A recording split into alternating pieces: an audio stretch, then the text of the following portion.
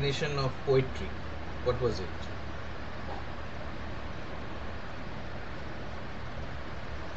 Shati? Spontaneous overflow of powerful feeling. Spontaneous overflow of powerful feelings.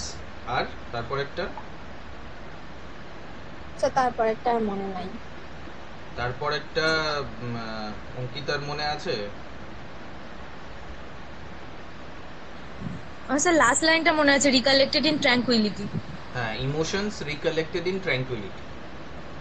তো এটার মানেটা কি কেউ বলতে পারবে?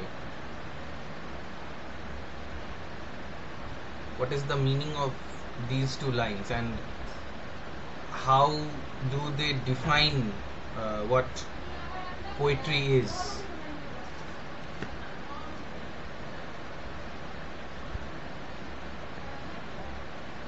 এই যে spontaneous overflow of powerful feelings, এইটা কখন হয় বা কিভাবে হয়?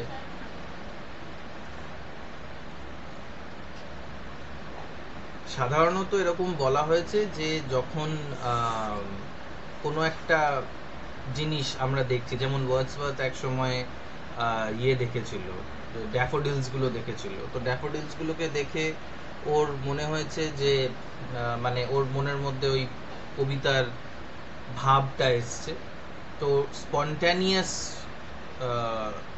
ওভারফ্লো হয়েছে ওর ফিলিংসে, কিন্তু সেইটাকে কবিতার রূপ দিতে গেলে ইমোশনসগুলো যেগুলো স্পন্টানিয়াসলি ওভারফ্লো হয়েছিল সেগুলোকে ট্র্যাঙ্কুইলিটিতে মানে শান্তিতে রিকালেক্ট করতে হবে, আবার করে ভাবতে হবে। ওই ওই মানে স্বতঃস্ফূর্ত ভাবে যে ইমোশনসগুলো বেরিয়েছিল, ফিলিংসগুলো বেরিয়েছিল, প্রকাশ পেয়েছিল, সেগুলোকে শান্তিতে, প্রশান্তিতে, ট্র্যাঙ্কুইলিটি ইজ বেসিক্যালি প্রশান্তি, সেইটাতে, সেই অবস্থায় সেগুলোকে জড়ো করে সেটার ব্যাপারে লিখতে হবে, সেটার ব্যাপারে কাজটা করতে হবে, না হলে সেটা পোয়েট্রি হয় না।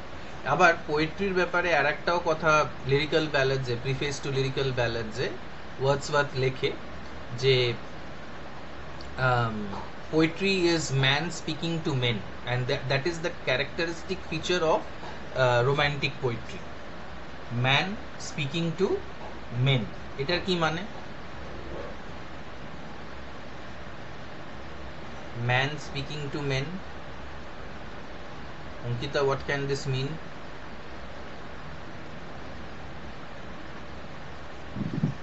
মানে যিনি পোয়েট উনি বাকিদের, ওনার রিডারদের উদ্দেশ্যে বলছেন হয়তো। ওনার উদ্দেশ্যে বলছে মানে বুঝলাম না। মানে যিনি পোয়েট উনি ওনার রিডারদের সাথে কথা বলছেন, এরকম কিছু। হ্যাঁ, তো মেন, প্রথম কথা তো ফেমিনিজমের দিক থেকে দেখতে গেলে why only men, why not women, but man speaking to men, এটা মানে এটা তো তাহলে সব কবিতাতেই তাই, মানে একজন ব্যক্তি তার রিডারদের সাথে কথা বলছে, তো এটা তো সব ক্ষেত্রেই তাই হয়। What is so different?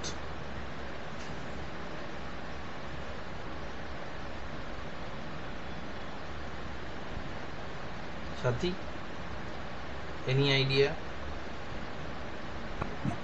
Sir এখানে ম্যান বলতে কি ওই পুরো মানব জাতিকে বোঝানো হয়েছে? পুরো মানব জাতিকে কি একসঙ্গে একটা জায়গাতেই সবসময় বোঝানো যেতে পারে? যাই হোক, হ্যাঁ ঠিক আছে, যদি ম্যান বলতে এখানে পোয়েট, আর মেন বলতে তাহলে তুমি বলতে চাইছো সমগ্র মানব জাতিকে বোঝানো হচ্ছে।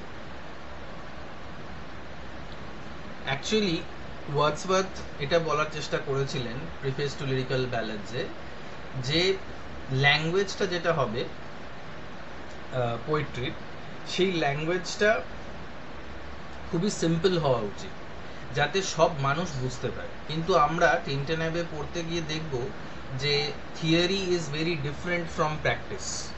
প্র্যাকটিসটা খুবই আলাদা। প্র্যাকটিসটা আলাদা কেন না, কারণ ওয়ার্ডসওয়ার্থের কবিতার মধ্যেই ওই ওয়ার্ডসওয়ার্থ ল্যাঙ্গুয়েজটাকে ব্যবহার করতে পারেননি, যেটা নাকি রাস্টিক, মানে গ্রামের লোকেরাও নাকি বুঝে যাবে। এটা ওয়ার্ডসওয়ার্থ করতে পারেননি। যাই হোক, তো এই দুটো জিনিস মানে other than the features of romanticism আমরা মাথায় রাখবো, যে পোয়েট কাকে বলা হচ্ছে, পোয়েট্রি কাকে বলা হচ্ছে। আবার পোয়েটের ব্যাপারে বলতে গিয়ে তোমাদের মধ্যে কেউ বলতে পারবে যে পোয়েটের ডেফিনেশন কি দিচ্ছে Wordsworth?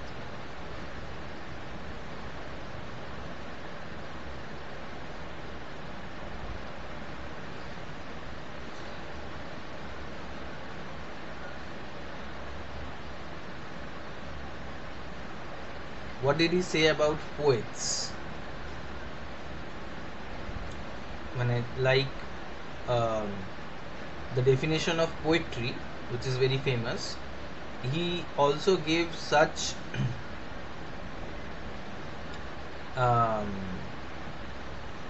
why did he give such, I mean, he gave a lesser known definition of poets also. So what was the definition of the poets?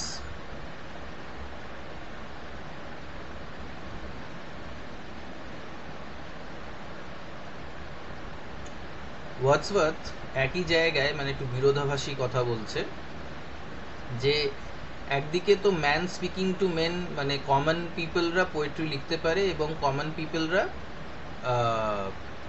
যে পোয়েট্রিটা লিখবে সেটা কমন পিপলদের জন্য, ডেমোক্রেটিক হবে ব্যাপারটা। আগে যে কবিতাগুলো হতো মানে সো কল্ড রোম্যান্টিক পোয়েট্রির আগে যে জিনিসগুলো হতো, যে পোয়েট্রিটা লেখা হতো, সেগুলো শুধুমাত্র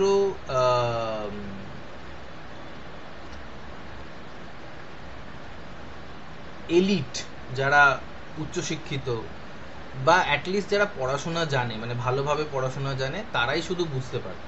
মানে নিও ক্লাসিক্যাল লিটারেচারের যে পোয়েট্রি, নিও ক্লাসিক্যাল এজের যে লিটারেচার, সেটা মানে সাধারণ লোকেরা, মানে চাষি গোছের মানুষেরা যারা হয়তো লিটারেট, মানে চাষিরা সেই সময় 1798-এ তারা পড়াশোনা মানে জানতো না, মানে তাদের জানার প্রয়োজন হতো না, কিন্তু যারা লিটারেট তারা পড়তে পারত, মানে যারা রিডিং পড়তে পারে তারা কবিতাগুলোকে পড়ে কিছুই বুঝতে পারত।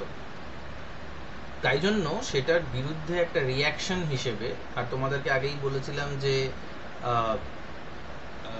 ফ্রেঞ্চ রেভলিউশনের যে ইয়েগুলো ছিল, যে স্লোগানগুলো ছিল, equality, fraternity, liberty, equality, fraternity, তো ইকুয়ালিটিটা ছিল হচ্ছে মানুষের সাথে মানুষের, মানে অ্যারিস্টোক্র্যাটিক লোকেরাই শুধু কেন পোয়েট্রি এনজয় করবে, কমন পিপলরাও পোয়েট্রি এনজয় করবে, সেইটার ব্যাপারে একটা মানে একটা সাম্য আনা হয়েছিল বা আনার কথা বলা হয়েছিল।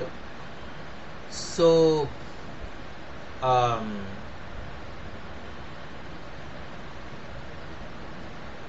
ওয়ার্ডসওয়ার্থের মানে ভাবনা চিন্তায় প্রিফেস টু দ্য লিরিক্যাল ব্যালাডসে এটা ও বলতে চাইলো যে poetry should be so written that it can appeal to the common people as well. ঠিক আছে, 17th নিও ক্লাসিক্যাল এজের যখন শেষের দিকে আর কি, তখন আবার ইন্ডাস্ট্রিয়াল রেভলিউশনও হয়। ইন্ডাস্ট্রিয়াল রেভলিউশন হওয়ার ফলে যারা সো কল্ড পুয়ার ক্লাসেস ছিল, ওয়ার্কিং ক্লাসেস ছিল, তাদের কাছেও কিন্তু বেশি সময় এবং সামান্য একটু বেশি টাকা আসতে লাগলো, যেটার ফলে তাদের এডুকেশন লেভেলটাও বাড়লো বা তাদের কাছে একটু ফাঁকা সময় আসলো, because their work was now done by the machines which took less time than what the workers used to spend on a particular work. তো সেক্ষেত্রে মানুষের কাছে একটুখানি ইয়েও আসলো, মানে সময়ও আসলো যাতে তারা পোয়েট্রি পড়তে পারে। তো that is the reason as to why there is a shift in the focus from the elite reading community to the common people who started to read poetry. তো এই জিনিসগুলোকে মাথায় রেখেই আমরা এই কবিতাটা পড়বো, এবং এই কবিতাটার মধ্যে তোমরা অলরেডি একটা টার্ম জেনেছো, বিল্ডুংস রোমান বলে, তাই তো? এই টার্মটা শুনেছো তো আগে, বিল্ডুংস Roman.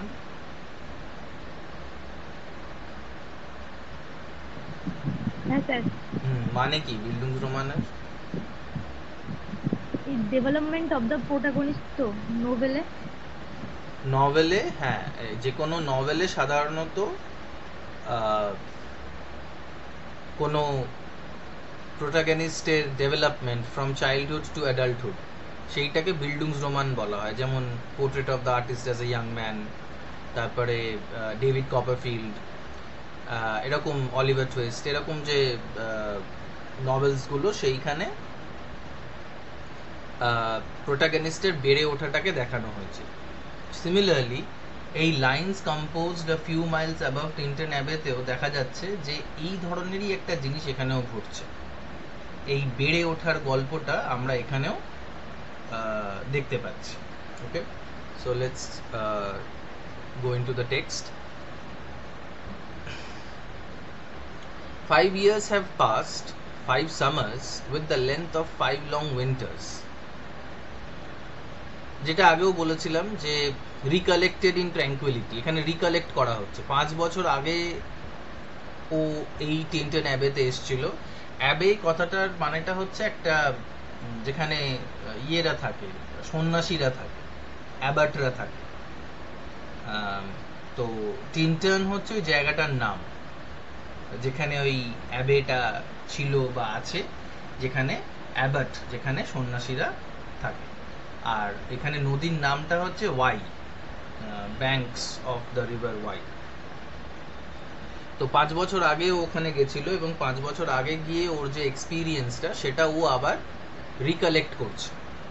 5 years have passed, 5 summers, 5 long winters, তো সেইটাকেও রিকালেক্ট করছে। এবং that his theory of recollection, emotions recollected in ট্র্যাঙ্কুইলিটির যে ওর থিওরিটা, সেইটা এখানে আমরা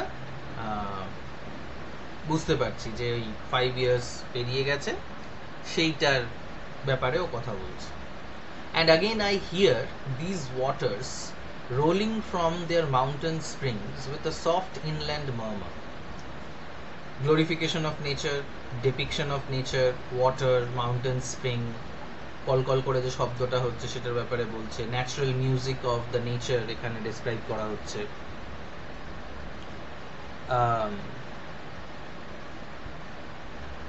Once again do I behold these steep and lofty cliffs that on a wild secluded scene impress thoughts of more deep seclusion and connect the landscape with the quiet of the sky. আমি এই ভাষাটার কথাই বলছিলাম যে ভাষাটা কঠিন, মানে প্রথম কয়েকটা লাইন কঠিন না হলেও পরের যে লাইন্সগুলো সেগুলো কঠিন। স্টিপ মানে খাড়া, লফটি মানে অনেক উঁচু, ক্লিফ মানে পাহাড়, সেগুলোকেও দেখছে, বিহোল্ড করছে। কিন্তু তারপরে that on a wild secluded, secluded মানে যেটা নিরিবিলি, মানে যেখানে কেউ অত যায় আসে না, ভিড়ভাড় নেই। আগেন এই যে ভিড়ভাড় না থাকা বা এই যে ওয়াইল্ডনেস অফ নেচার, সেইটা কিন্তু সেটা one of the features of romanticism. কারণ যেটা বললাম যে ইন্ডাস্ট্রিয়াল রেভলিউশন হয়েছিল এবং ইন্ডাস্ট্রিয়াল রেভলিউশন হওয়ার ফলে শহর আরবানাইজেশন যেটাকে বলা হয়, মানে শহরগুলো খুব দ্রুত বাড়ছিল এবং শহরে যা হয় ভিড়ভাড়াট্টা হয়, খেলাগুঁতো খায় লোকজন, বিভিন্ন ধরনের আওয়াজ, গাড়ি ঘোড়া, ফ্যাক্টরির আওয়াজ, মেশিনের আওয়াজ। তো এইগুলোতে যারা একটু সেন্সিটিভ টাইপের লোকজন হয় তাদের ভীষণ কষ্ট হতে পারে। তো তাই জন্য এই পোয়েটসরা, ওয়ার্ডসওয়ার্থ, কোলরিজ, শেলি, কিটস, এরা ওই শহরের মানে আওয়াজ, শহরের ব্যস্ত জীবন থেকে তারা একটু দূরে চলে যেতে চেয়েছে, একটু দূরে চলে গিয়ে শান্তিতে থাকতে চেয়েছে। এবং এরা সবাই মিলে চলে গেছিল একটা জায়গায় যেটাকে বলা হতো লেক ডিস্ট্রিক্ট, এবং রোম্যান্টিক পোয়েটসদেরকে লেক পোয়েটসও তাই জন্য বলা হতো। মানে যদিও যে উপাধিটা সেটা মানে তাদেরকে অপমান করার জন্য ব্যবহার করা হয়েছিল। লেক পোয়েটসরা এরকম, লেক পোয়েটসরা ওরকম। মানে এডিনবার্গ রিভিউ বলে একটা ম্যাগাজিন ছিল যেটা কন্টেম্পোরারি লিটারেচারের ওপরে রিভিউ লিখতো। তো সেইখানে কয়েকজন রিভিউয়ার মানে এই রোম্যান্টিক পোয়েটসদের খুব ভর্ৎসনা করেছিল যে ওরা মানে খুবই ইমোশনাল এবং শুধু নিজেদের কষ্ট দুঃখের ব্যাপারেই লিখতে থাকে, তাদের কোনো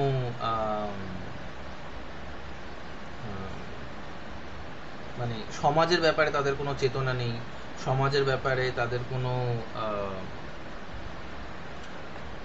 জাগরুকতা নেই, মানে ওরা নিজেদেরকে নিয়েই ব্যস্ত। তো এইসব বা এসকেপিস্ট, মানে ওই যে টিনটেন অ্যাবেতে চলে গেছে, rather than staying in the city and facing the city life, facing the problems of the urban life.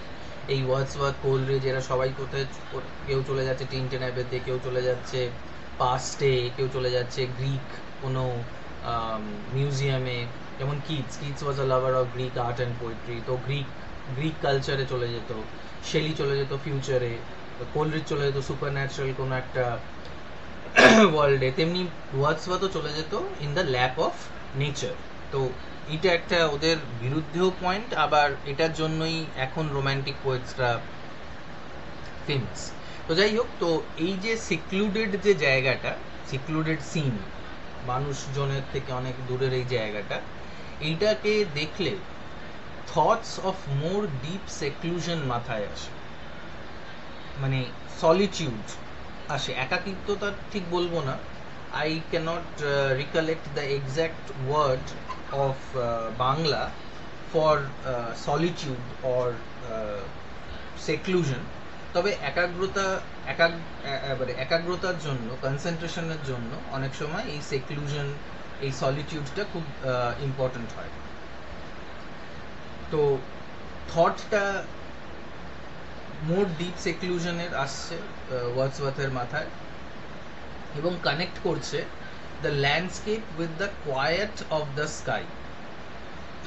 ল্যান্ডস্কেপটা যেটা চোখে দেখা যাচ্ছে এবং যে প্রশান্তিটা আকাশেও আছে, সেই প্রশান্তিটার সাথে এই ল্যান্ডস্কেপের প্রশান্তির একটা যোগাযোগ করিয়ে দিচ্ছে, একটা কানেকশন করিয়ে দিচ্ছে।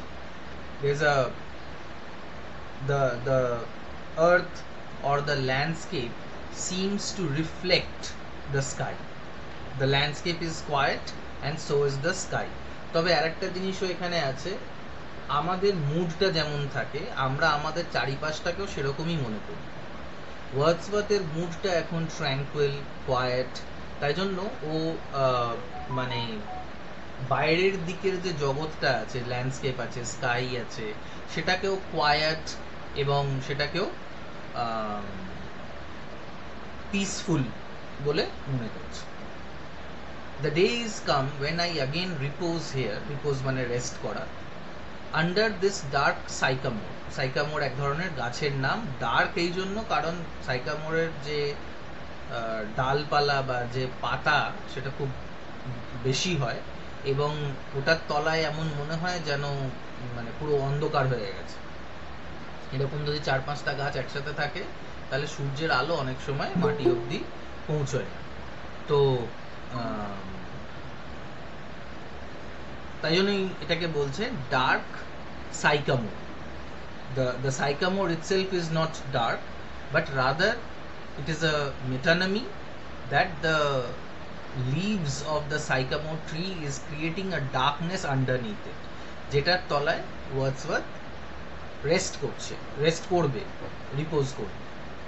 And view though these plots of cottage ground, these orchard tufts, which at this season with their unripe fruits are clad in one green hue. আর ওইখানে শুয়ে শুয়ে ওই গাছের তলায় বসে বসে সে কি দেখবে, কটেজ গ্রাউন্ড মানে নিচের দিকে, ও মাউন্টেনে রয়েছে, ক্লিফে রয়েছে, ক্লিফ থেকে দেখা যাচ্ছে নিচে অনেক কটেজ রয়েছে, কুটির রয়েছে, আর সেখানে অর্চার্ড মানে বাগান হয়ে রয়েছে। এই সিজনে, এই সময় মানে জুলাইয়ের মাসে যে সময়ও গেছে, সামার সিজন, সেখানে ফ্রুটসগুলো এখনো পেকে ওঠেনি, আনরাইপ। আর পুরো জায়গাটা, পুরো দৃশ্যটা পাহাড় থেকে নিয়ে মাটি অবধি পুরোটাই এক রঙের সবুজ হয়ে রয়েছে। যেমন 408-এর না 308, রুম নাম্বারটা কত, 308 না 408? 308, হ্যাঁ। তো আর যেটা আর কি, ওটার বাইরে দিয়ে দেখলে বা ওই মানে ওই গ্যালারির বাইরে থেকে দেখলে সবটাই সবুজ বলে মনে হয়, যখন মানে বর্ষার সময় এই সময় যদি দেখো সবটাই সবুজ বলে মনে হবে। তো সেরকমই এটাও তাই, মানে ওয়ার্ডসওয়ার্থ ক্লিফ থেকে দেখছে পুরোটাই সবুজ হয়ে রয়েছে। আর অ্যান্ড লুজ দেমসেলভস অ্যামিড, মানে যখন এই অ্যাপোস্ট্রফি MID থাকবে তখন বুঝবে যে এইখানে এ একটা আছে, অ্যামিড। অ্যামিড গ্রাভস অ্যান্ড কপসেস, মানে এই কটেজগুলো অনেক সময় উঁচু উঁচু ঘাস হয়ে যাওয়ার জন্য গ্রাভ বলতে গাছের কয়েকটা গাছ একসাথে থাকলে সেটাকে গ্রাভ বলা হচ্ছে। কপসও তাই, ক্যানাপি মানে অনেকগুলো গাছ বা অনেক ঘাসপালা এরকম হয়ে থাকে, ওই জায়গাটাকে কপস বলা যেতে পারে। সেইটার মধ্যে এই যে কটেজগুলো, এই যে বাড়িগুলো, কুটিরগুলো, সেগুলো হারিয়ে রয়েছে, সেগুলো হারিয়ে গেছে। Once again I see these hedgerows, hardly hedgerows, little lines of sportive wood run wild, these pastoral farms green to the very door, and wreaths of smoke sent up in silence from among the trees. ও কি দেখতে পাচ্ছে সেটাও একের পর এক বলছে, যে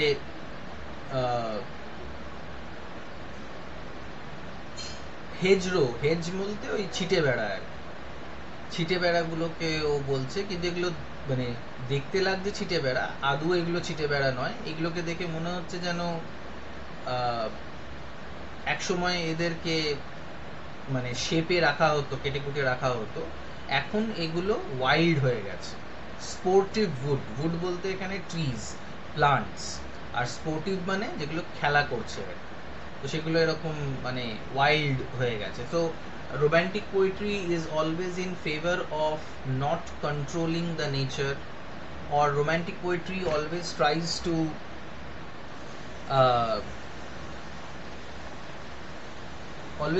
to glorify that nature is far better than nurture. Culture versus নেচারের একটা থিম আছে রোম্যান্টিক পোয়েট্রিতে, তো সেইখানে সবসময় রোম্যান্টিক পোয়েটসরা নেচারকে বেশি প্রাধান্য দেয়। তো এই যে যেটা একসময় একটা হেজ ছিল, একটা ছিটে বেড়া ছিল, আশা করি তোমরা ছিটে বেড়া জানো, মানে ওই ব্যাম্বু দিয়ে বাঁশ ছোট ছোট মানে কঞ্চিগুলোকে কেটে কেটে তার মধ্যিখানে গাছ, কোনো ধরনের লতানে গাছ ইত্যাদি রাখা, এবং সেটাকে মানে মাঝে মধ্যে ছেঁটে দেওয়ার যে ব্যাপারটা, মানে দুটো বাড়ির মধ্যে একটা ডিফারেন্স দেখানোর জন্য পাঁচিল না করে ওই ছিটে বেড়ার মতন করা, ওই জিনিসটাকে এখানে হেজ বলা হচ্ছে। তো এগুলো আর হেজ নেই, এগুলো মানে ওয়াইল্ড হয়ে গেছে, নিজেদের শেপ থেকে বেরিয়ে গেছে। প্যাস্টোরাল ফার্মস, মানুষের দ্বারা তৈরি করা যে ফার্মসগুলো আছে যেখানে গরু ছাগল চড়ছে, সেগুলো মানুষের বাড়ি অবধি সবুজ, মানে ঘাসগুলো ঠিক দোরগোড়া অবধি গেছে। আর ওখান থেকে রিডস অফ স্মোক, ছোট ছোট গোল গোল যে রান্না হচ্ছে আর কি, চিমনি থেকে ওই স্মোকটা বেরোচ্ছে গোল গোল ইয়ে করে, গোল গোল শেপে, ফরম্যাটে। অফকোর্স যে স্মোকটা বেরোচ্ছে সেটার কোনো আওয়াজ নেই, তাই জন্য সেটা সাইলেন্স। আর এখানে একটা জাক্সটাপোজিশন আছে, একটা কন্ট্রাস্ট আছে। দেখো যে রিসেন্টলি নয়, মানে ওই ভোটের আগে ওই দিদি নাম্বার 1 কে করে জানো, রত্না, হোয়াটস হার নেম, রচনা ব্যানার্জি স্যার। রত্না ব্যানার্জি, হ্যাঁ রত্না ব্যানার্জি বলছিল, রচনা, সরি আমি রচনা বলছি, হ্যাঁ রচনা ব্যানার্জি। তো উনি বলছিলেন যে ওই যে মানে ধোঁয়া বেরোচ্ছে তার মানে ইন্ডাস্ট্রি হচ্ছে, ওখানে শিল্প আছে, সেটাকে নিয়ে ওনাকে অনেক মানে ট্রোল করায় লোকে। তো ধোঁয়াটা actually is a symbol of industrialisation, যেটার জন্য একসময় লন্ডনের থাকা দায় হয়ে গেছিল, যেমন এখন দিল্লিতে থাকা দায় হয়ে গেছে, কারণ এত পলিউশন, এত ফ্যাক্টরি হয়ে গেছে, এত গাড়ি ঘোড়া হয়ে গেছে যে মানুষের মানে নিঃশ্বাস নেওয়াটা দায় হয়ে গেছে। But this and smoke is often associated with a lot of noise, which is the hallmark, which is the mark, which is the signifying mark of cities. শহরের এইটাই হচ্ছে পরিচয়, যে প্রচুর ধোঁয়া ধুলো এসব থাকবে, প্রচুর আওয়াজ হবে, এটাই হচ্ছে শহরের মানে শহর আসলে আমরা বুঝতে পারি যে আচ্ছা এখন শহর এসে, কারণ এখন অনেক মানে আওয়াজ টাওয়াজ হচ্ছে, অনেক ধুলো টুলো উঠছে, ধোঁয়া আছে ফ্যাক্টরি থেকে। কিন্তু এইটা, এই যে স্মোকটা বেরোচ্ছে, সেটা সাইলেন্ট, সেটাতে কোনো আওয়াজ নেই, সেটাতে কোনো পলিউশন নেই। তবে এটা ঠিক যে যখন মানে ঘুঁটের উনুন বা কাঠের উনুনে প্রচুর পলিউশন হতো একসময়, এখন আর সেটা হয় না, কারণ বাড়ির যে পলিউশনটা, মানে বাড়িতে যে রান্নাটা হয়, সেটা বেশিরভাগই হয় হচ্ছে ইয়েতে, এক মিনিট দাঁড়াও, hold করো।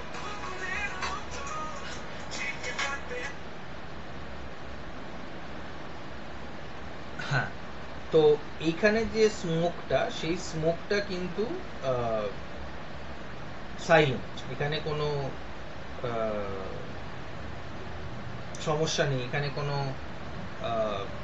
আওয়াজ নেই, এখানে কোনো পলিউশন নেই, তো এই জিনিসটা এখানে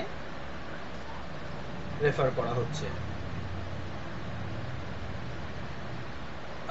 With some uncertain notice, as might seem, of vagrant dwellers in the houseless woods, or of some hermit's cave, where by his fire the hermit sits alone.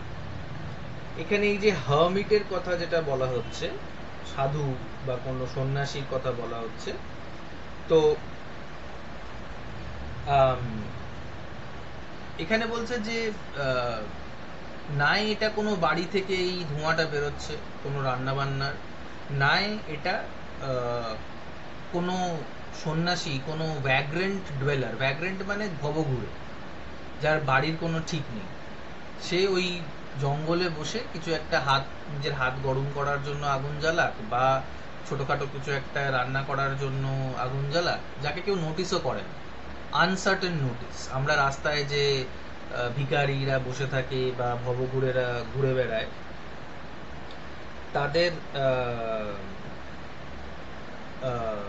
তাদেরকে আমরা অতটা নোটিস করি। And romantic poetry, according two Wordsworth,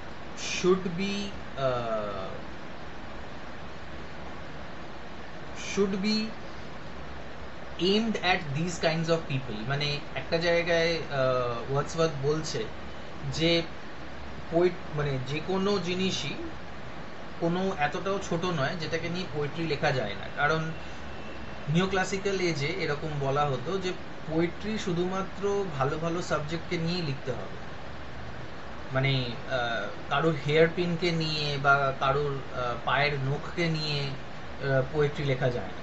but Wordsworth and Coleridge and other romantic poets, they said that no, actually লেখা যায়, এবং তারা মানে লিখছেও যে এই যে আনসার্টেন নোটিস, এই যে ভ্যাগ্রেন্ট ডুয়েলার, এই যে হার্মিট, এই সাধু বা এই যে ভবঘুরে লোকটা, এও কবিতায় একটা স্থান পাচ্ছে, because it is romantic poetry. In romantic poetry, even the smallest of the things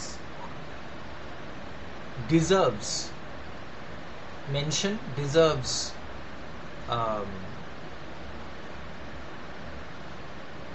poetic lines or poetic praise. তাই মানে this is theory and practice going hand in hand. These beauteous forms, through a long absence, have not been to me as is a landscape to a blind man's eye. বলছে যে এই যে সুন্দর সুন্দর রমণীয় যে চিত্রগুলো, দর্শনগুলো, এগুলো আমার কাছে এমন ছিল না যে আমি এতদিন ছিলাম না বলে আমি এগুলোকে ভুলে গেছি। যেমন একজন অন্ধ ব্যক্তি ল্যান্ডস্কেপ দেখতে পায় না, পাহাড়, নদী, জঙ্গল, রাস্তা, এগুলো দেখতে পায় না। এরকম ওয়ার্ডসওয়ার্থের সাথে হয়নি, যদিও ও এখানে থাকেনি, কিন্তু ওর মাথার মধ্যে এই সুন্দর দৃশ্যগুলো সবসময় চলতে থেকেছে একটা কন্টিনিউয়াস ফিল্মের মতো। But oft in lonely rooms and amid the din of towns and cities, I have owed to them in hours of weariness sensations sweet, felt in the blood and felt along the heart. তো বলছে যে আমার কাছে এই যে দৃশ্যগুলো, এগুলো কোনোদিনও হারিয়ে যায়নি। আমি 5 বছর পরে এখানে আসছি, কিন্তু এগুলো আমাকে যখন আমি একা বোধ করেছি, যখন আমি বন্ধুহারা হয়েছি, যখন আমি এই শহরের দিন বলতে মানে ক্যালোর ব্যালোর আর কি, সেটার মধ্যে যখন আমি ক্লান্ত হয়ে গেছি, উইয়ারিনেস আমার মধ্যে চলে এসছে, তখন এরা আমাকে বাঁচিয়েছে। এই দৃশ্যগুলো আমাকে বাঁচিয়েছে, এই দৃশ্যগুলোর মেমোরি আমাকে বাঁচিয়েছে।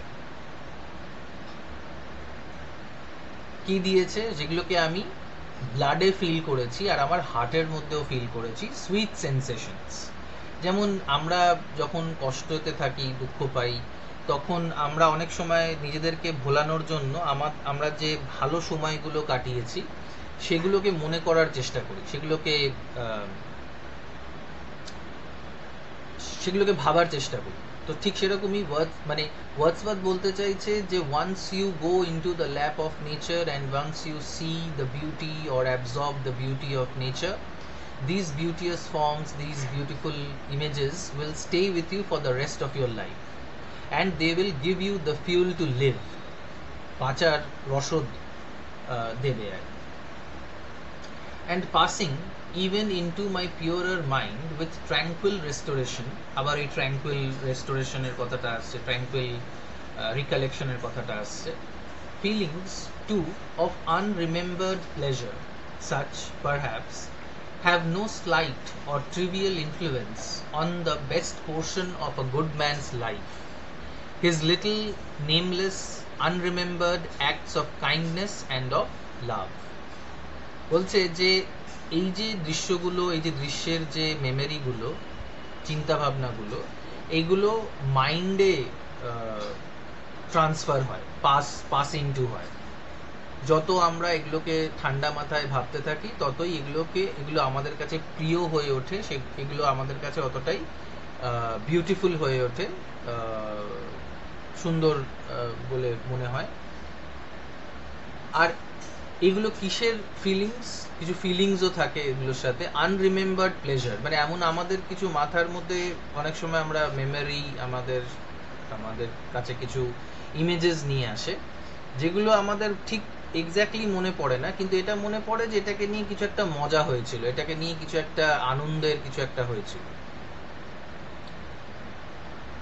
such perhaps, আর এই যে আনরিমেম্বার্ড অ্যাক্টস অফ প্লেজার, এই যে ট্র্যাঙ্কুইল ফিলিংস গুলো, এগুলো কিন্তু মানুষের ক্যারেক্টারের ওপরে অনেক ডিপ একটা ইম্প্যাক্ট ফেলে। Good man's life, best portion of a good man's life, মানে nature can make a person better.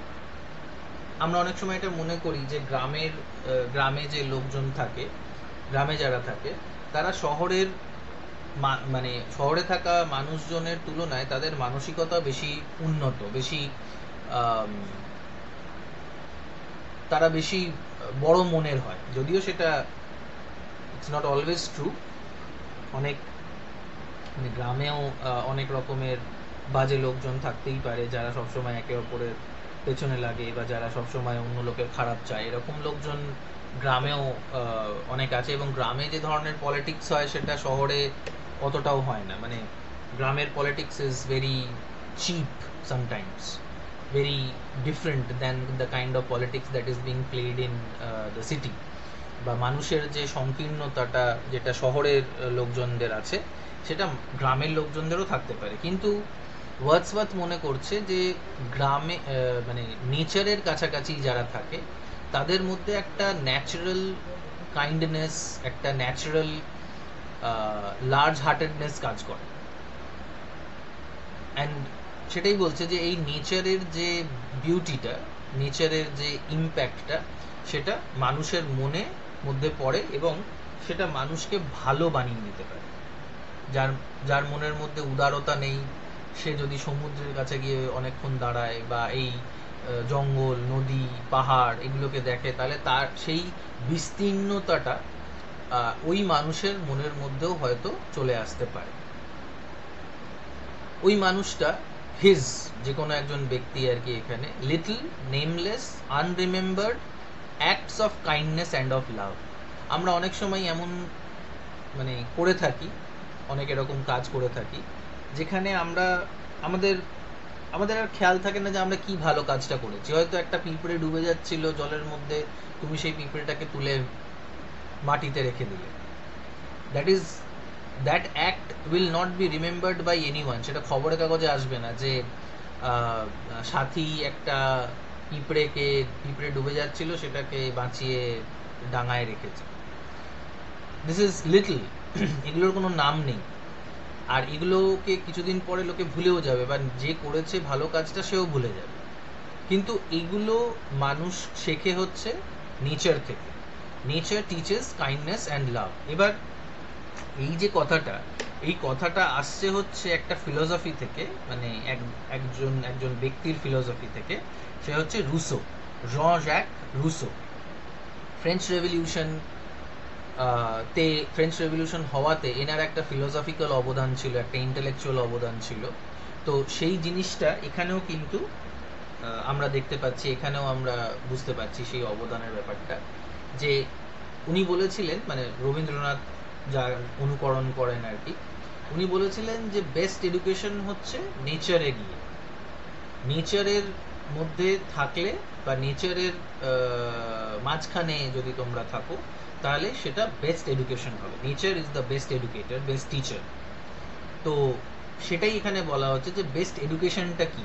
Best educator নয় টিচার হলো, কিন্তু what is the best education? So the best education is one that teaches kindness and love. সেইটা nature আমাদেরকে শেখাবে। Nor less I trust to them I may have owed another gift of aspect more sublime, that blessed mood in which the burden, মানে এটা উচ্চারণটা burden হবে, but তখনকার সময় BURTHEN লেখা হতো, ডিটা লেখা হতো না। burden of the mystery in which the heavy and the weary weight of this unintelligible world is lightened.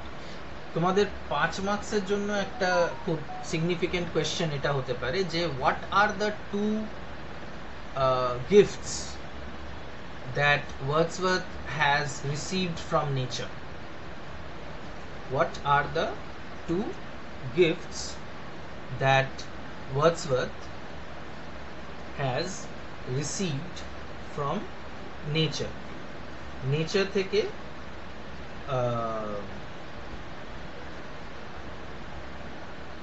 কি গিফট ওয়ার্ডসওয়ার্থ পেয়েছে? একটা তো হচ্ছে ওই sweet sensations, memories of the beauteous forms, আর আরেকটা হচ্ছে এই জিনিসটা যেটা একটুখানি ডিপ, যেটা একটুখানি মোর ফিলোসফিক্যাল। কি পেয়েছে?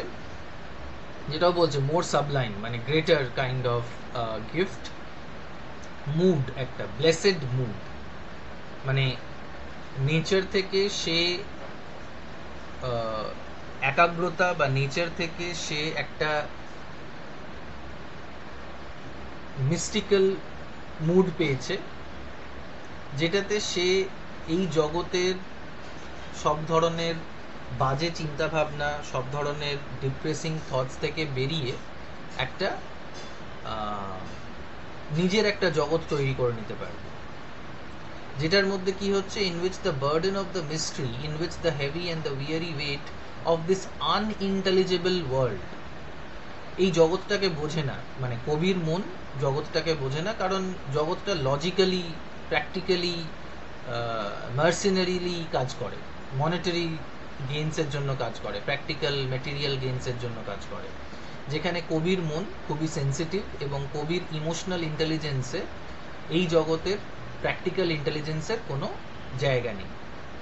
তো যখন এই জগৎটার মিস্ট্রি, এই জগৎটার হেভিনেস, উইয়ারিনেস কবিকে দুর্বল করে দেয়, কবির ওপরে এটা বার্ডেন হয়ে যায়, তখন এই নেচারের যে গ্রেটার মিস্ট্রি, নেচারের যে নিদারুণ রূপটা, সেইটা কি করে, সেইটা এই ওয়েটটাকে, এই হেভিনেসটাকে আনলোড করতে সাহায্য করে, ডিস্ট্রেস করে দেয় পোয়েটকে।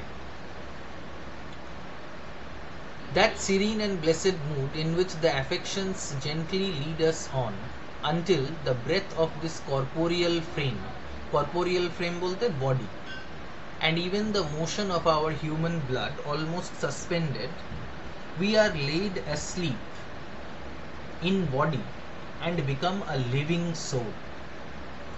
তো যে সিরিননেস, যে একাগ্রতা, যে প্রশান্তিটা নেচারের থেকে আমরা পাই, যে যে মুডটা আমরা পাই, ব্লেসেডনেসটা আমরা পাই, আশীর্বাদের মতন যে রূপটা আমরা পাই, সেইটা আমাদেরকে কি করে, এই অ্যাফেকশনসগুলোকে কি করে, আমাদের এমন একটা আমাদের মধ্যে একটা ফিলিংস আসে যেখানে আমরা সাসপেন্ডেড হয়ে যাই। আমরা আমাদের ডেইলি যে practical material requirements, needs, grid এগুলো থাকে, সেগুলোর থেকে আমরা একটুখানি কিছুক্ষণের জন্য আমরা আমরা পেয়ে যাই, মুক্তি পেয়ে যাই। আর আমাদের ঘুমটা আমাদের জন্য খুব প্রয়োজন, আমাদের শরীরটাকে ভালো রাখার জন্য, তেমনি সোলটাকেও ভালো রাখার জন্য ঘুমটা প্রয়োজন। কিন্তু এটা অন্য এক ধরনের ঘুম। আমাদের সোলটা, যেটা প্র্যাকটিক্যাল মেটেরিয়াল সব ধরনের প্রবলেমের মধ্যে পড়ে মানে জেরবার হয়ে থাকে,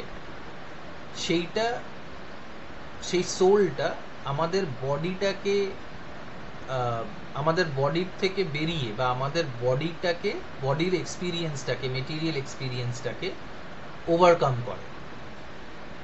আমরা যা সারাদিনে করি সবকিছুই বডি রিলেটেড হয়। খিদে পাচ্ছে, ঘুম পাচ্ছে, বা তেষ্টা পাচ্ছে, জল খাচ্ছি, বা কোনো ভালো খাবার খাচ্ছি, এগুলো সবই আমাদের মানে শরীরকে প্লেজার দেওয়ার জন্য বা শরীরকে চালানোর জন্য। কিন্তু আমরা সারাদিনে এমন কি করি যেটাতে আমাদের সোলটা, আমাদের আত্মাটার পুষ্টি হয়?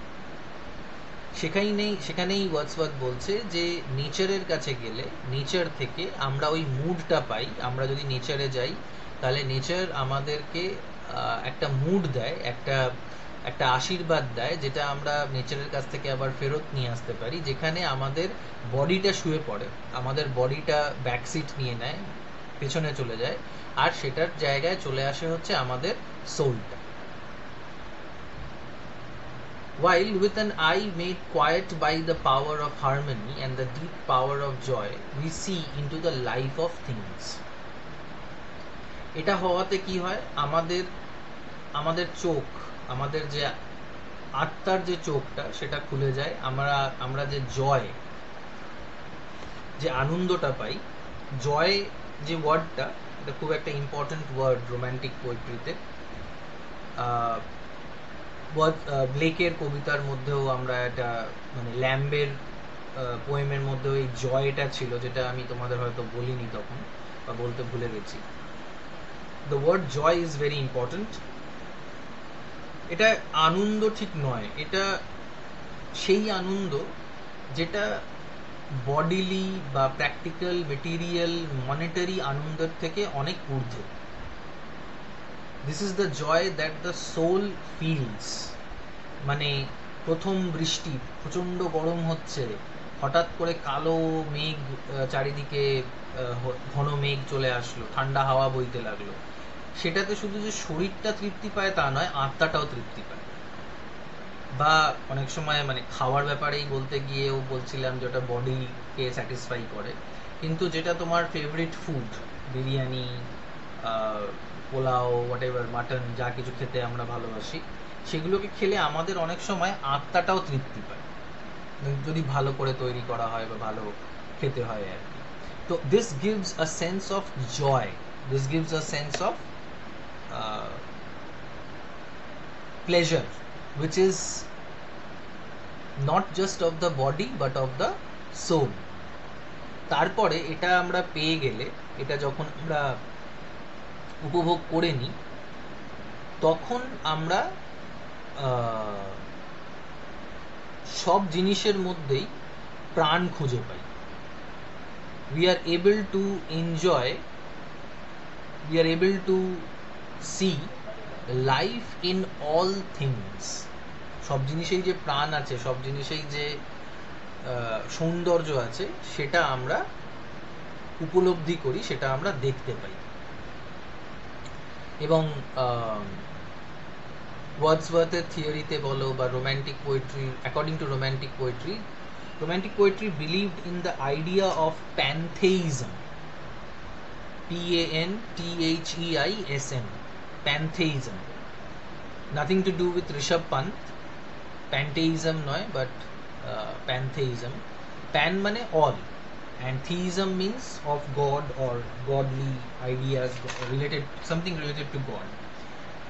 So according to Wordsworth, according to romantic poetry, according to romantic philosophy, God is there in everything, rather than কোনো একটা পার্টিকুলার মূর্তি বা কোনো একটা টেম্পল, ওরকম কোনো একটা জায়গায় গড থাকে না। According to poetry, according to romantic philosophy, God is everywhere.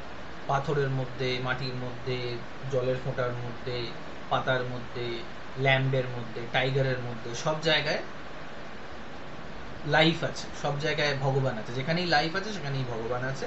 তো সেই ভগবানের রূপটাকে, সেই বিউটিফুল ফর্মটাকে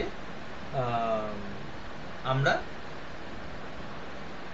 নেচারের মাধ্যমে, নেচারের এডুকেশনের মাধ্যমে আমরা দেখতে পাই।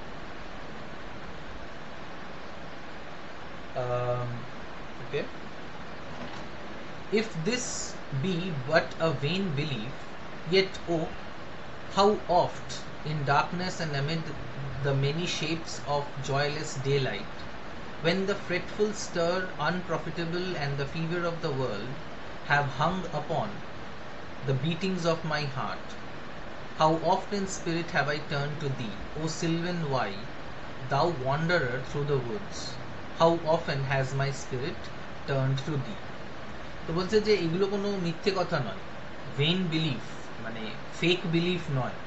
কারণ যখনই আমি আমাকে দুঃসময়ের সম্মুখীন হতে হয়েছে, আমাকে কষ্টের মুখ দেখতে হয়েছে, ডে লাইটটাও জয়লেস বলে মনে হয়েছে, মানে সকালের আলোটা, ব্রাইটনেসটাও ডাল বলে মনে হয়েছে, এই যে আমরা র্যাট রেসের মধ্যে রয়েছি, এই যে এই জগৎটা যেটা আমাদের কাছে এতটাই প্রবলেম্যাটিক হয়ে গেছে, আমরা সারাক্ষণই কাউকে না কাউকে টেক্কা দিয়ে নিজের এজেন্ডাটা আগে রাখছি, টাকা রোজগার করার কথা ভাবছি। তো এগুলোকে Wordsworth fever of the world বলছে। যেমন আমরা জ্বরের ঘোরে আমাদের শরীর খারাপ হলে আমরা ভুলবো কি, আমাদের মাথাটা ঠিক কাজ করে না। তো এই জগতে, এই প্র্যাকটিক্যাল ওয়ার্ল্ডে, মেটেরিয়ালিস্টিক ওয়ার্ল্ডে আমরা ওই যেন ঘোরের মধ্যে রয়েছি। জানি না কেন টাকা রোজগার করতে হবে, জানি না কেন ভালো চাকরি করতে হবে, জানি না কেন বেশি নাম্বার পেতে হবে, কিন্তু আমরা করে যাচ্ছি। প্রফিটটা কি, আলটিমেটলি কি হবে, আমরা কেউ জানি না। যখন এগুলো ওয়ার্ডসওয়ার্থকে কষ্ট দিয়েছে, তখন ও নেচারের দিকে, নেচারের কাছে এসছে, নেচারের ল্যাপে এসছে। সিলভেন কথাটার মানেটা হচ্ছে গ্রিন, আর ওয়াই রিভারের নাম। সিলভেন ওয়াই, রিভারটা গ্রিন নয়, কিন্তু রিভারের চারিপাশটা green. Again another beautiful metonymy. আর এই রিভারটা কি করে, উডসগুলোর মধ্যে দিয়ে বয়ে যায়, আরো সুন্দর লাগে। কারণ গাছের সবুজ সবুজ আভাটা এই নদীটার, এই জলের ওপরে পড়ে ওইটাকে আরো সবুজ তর বলে মনে করায়, এবং ওয়ার্ডসওয়ার্থেরও তাই ধারণা যে গাছের সবুজ ডালগুলো, সবুজ পাতাগুলোর যে আভাটা, ছায়াটা যখন জলের ওপর পড়ে, তাই জন্য the river is silver green. তো তাই জন্য ওয়ার্ডসওয়ার্থ এই সিলভার ওয়াই এর কাছে, এই সিলভার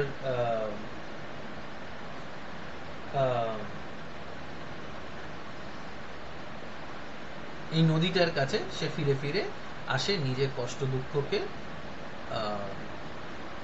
দুঃখের থেকে বাঁচার জন্য। And now with gleams of half extinguished thought, with many recognitions dim and faint, and somewhat of a sad perplexity, the picture of the mind revives again.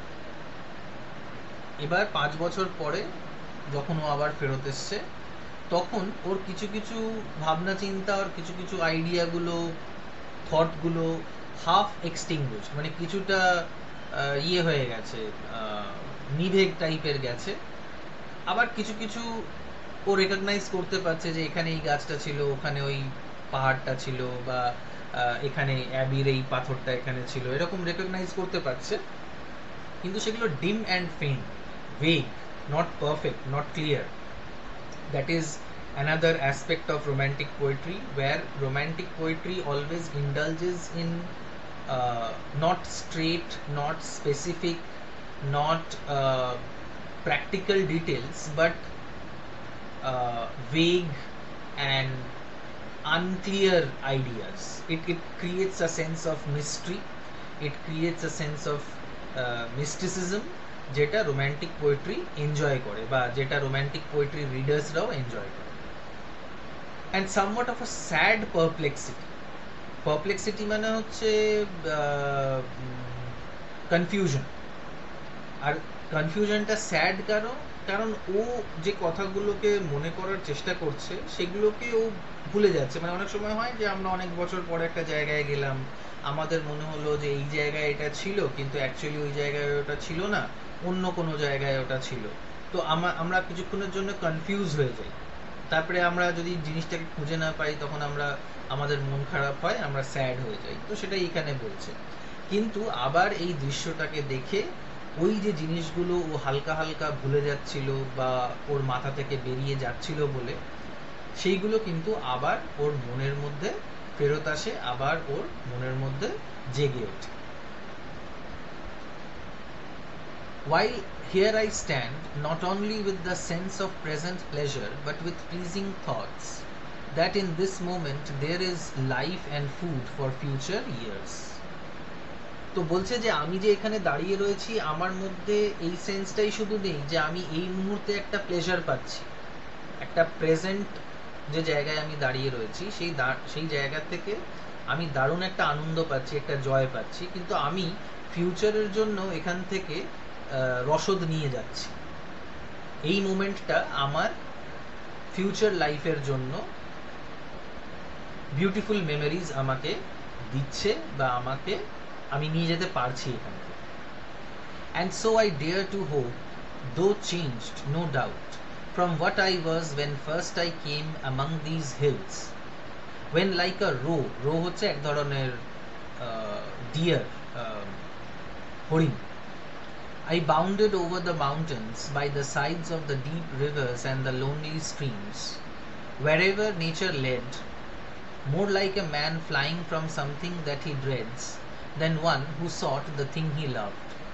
তো বলছে যে যদিও অনেক কিছু পাল্টে গেছে, লাস্ট আমি যবে এখানে এসেছিলাম সেই সময়ের থেকে এই সময়ের মধ্যে অনেক রকমের পরিবর্তন এখানে ঘটেছে, আমার মধ্যে ঘটেছে।